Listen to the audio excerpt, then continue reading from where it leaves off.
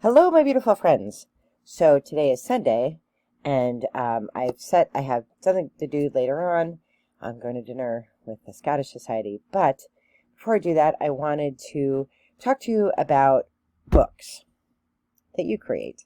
So different traditions call them different things. I think in the witchcraft community, it might be called a grimoire, or a spell book, or a book of shadows. In my tradition, it's just a book. But it's sort of, I have a lot of different books. I have a little quote book that I have little quotes that are meaningful to me, and I pick them up from things that my sisters say or things that I hear, or things that I read. And I have my journals that I write in, and I have a big journal, I have camping journals, I have backpacking journals. My son is going to have fun putting those all together when I pass away, knock wood.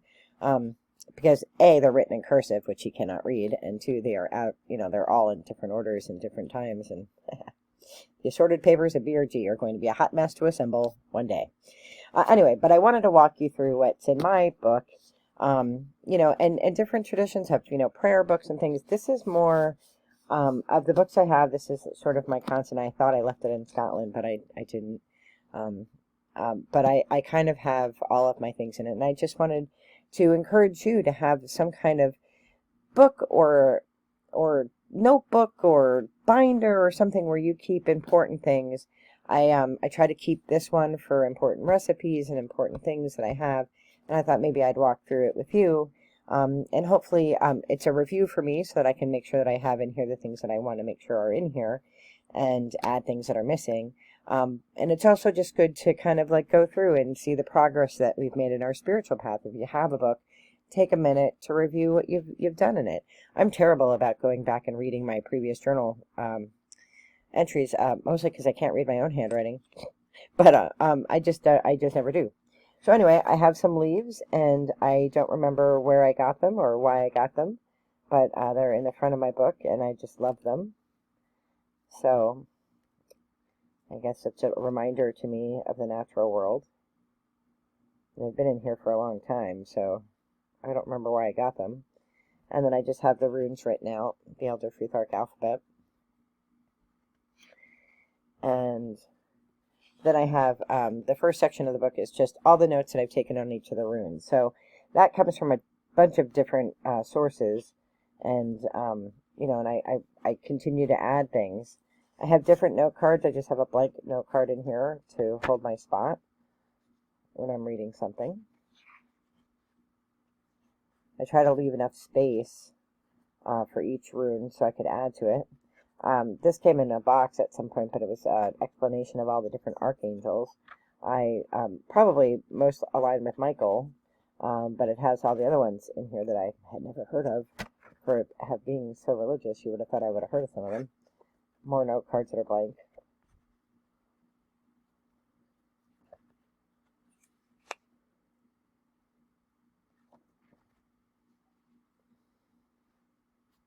These are all just the different runes and what they mean. I have a pamphlet on the miraculous metal, which I wear. And I have a feather that I found just the other 2 nights ago. And I read somewhere today that a feather is a reminder from a pet that has crossed over. Just saying that they're with you, and I often miss the pets that I've had that passed over. I loved all of them. I have had so many cats in my life, but there was one cat, Minnie May, who is my babyest, and I miss her often. She died of breast cancer. So after the runes, I have just some notes about names for Iona, which the initial name before it was Christianized was Inisnan Druidnach, which is the Isle of the Druids, where the Druid College was. Of course, if you follow along in the playbook, you know that I've gone to Iona and I plan to go back. Then I have a whole thing where I've traced out my ancestors, my biological ancestors, and then my non-biological, but who I consider my family. And then I have a list of all of my ancestors, so that I can remember them when I do an ancestor renovation. I have an ancestor prayer that I found that I really like. I think I wrote this one actually. Yes, I wrote this one. I wrote this this prayer. And then I have the ancestor ceremony that I use.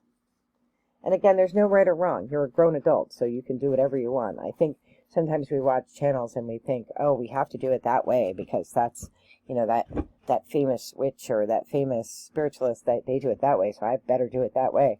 You don't have to do it that way. You can do it any way you want. There's different spreads, just so that I am aware of them. I kind of do, like if you do one stone, that's called the Eye of Odin. If you do two stones, that's Hugin and Munnet, Thought and Memory, and three stones is the three Norns. If you want to use that language. I have a rune casting for on cloth. I typically don't cast, but if I ever want to, or if anybody asks for me to rune cast, I have an explanation of the way that I think is most logical. I have the Druid Prayer, which has been around for centuries. And then I have sort of mapped out my core beliefs and what I believe. I have the Spirit Wheel.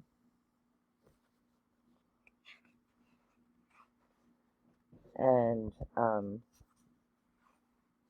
I have a section from James, the biblical book of James, for the 4 classes of wisdom. And then I have recipes. I have love oil, rosy tea bath, eucalyptus oil, rosemary oil. Also I have, and then I have tips for personal fulfillment. I have a whole section on the Eightfold Wheel of the Year, which I honor, the Scottish version of it. So I have it starts with Samhain, which is the new year, and then what my traditions are. I have the Celtic names. I have journal prompts for each of them, like Yule, for example, is called Alban Arthen in the Celtic tradition. So I have, my traditions, what I do, the toasts that I have, the food that I serve. I have recipes for a blessing ball that I do during winter solstice. Ritual baths for, clarity, how to connect with the elements. A lot of blank pages. Medicines. I have a whole section on recipes for medicines, for COVID protocol, medicines for that. I have love affirmations. I have little notes and cards that my sisters have sent to me, which is just sweet. And what's this here? I have my original book that I had before I had this book. I saved a few pages of it just to remind me of my growth. And then I have a quick sheet for the Elder Futhark that I can pull out and share with people if I'm reading for them, so they can look at the runes while I'm looking at them, because I interpret from intuition. That's pretty much it. So I want to go through and add in things. I feel like, this time of year I like to just refresh and renew, and so I'm probably going to add a few more herbal medicine recipes, and probably some songs. I don't really have music reflected in here, so I feel like I should put some music in. I mean, certainly pipe tunes, I listen to pipe music all the time, but other tunes that are meaningful to me. So, I mean, this book is really what you want it to be. It's your trusted source. And, if I had to jump out and I could only take like a journal and a book, like this would be the book I take because I rely on it so much, especially for the rune stuff. But the recipes and things like that are important. And it's, one place where I kind of keep all the important stuff. Not that my journals aren't important, but this is sort of my go-to book. So I wanted to share that with you, and I would love to hear about your books and see your books and hear what you put in them. And I am wishing you all the very best and light love. Be well. Take care.